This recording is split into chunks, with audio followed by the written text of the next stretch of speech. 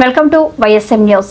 Natural star Nani ఇప్పుడు టాలీవుడ్ లో centre of attraction గా మారాడు. నిర్మాతగానే కాకుండా హీరోగాను దూసుకుపోతున్నాడు. సాధారణంగా నాని సినిమాలంటే ఆడియన్స్ కి ఓ మంచి ఒపీనియన్ ఉంటుంది. సినిమా పక్కా హిట్ అని భావిస్తూ ఉంటారు. ఫ్యామిలీ ఆడియన్స్ ని ఎక్కువగా ఆకర్షిస్తూ ఉండే నాని ఇప్పుడు కాస్త రూట్ మార్చాడు.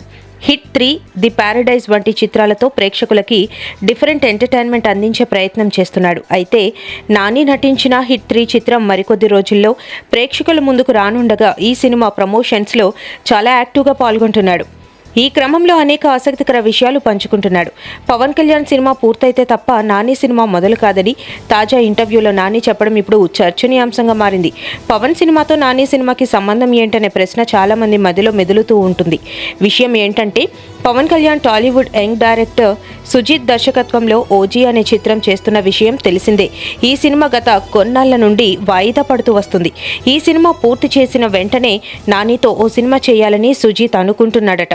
హిట్ 3 ప్రమోషన్స్లో నాని ఓ ఇంటర్వ్యూలో మాట్లాడుతూ ప్రస్తుతం ప్యారడైజ్ సినిమా చేస్తున్నాను, అదైన తర్వాత సుజిత్ సినిమా చేయాలి, కానీ సుజిత్ ఫస్ట్ పవన్ కళ్యాణ్ గారి సినిమా పూర్తి చేస్తే అప్పుడు సుజిత్ నా సినిమా చేస్తాడు అని చెప్పుకొచ్చాడు.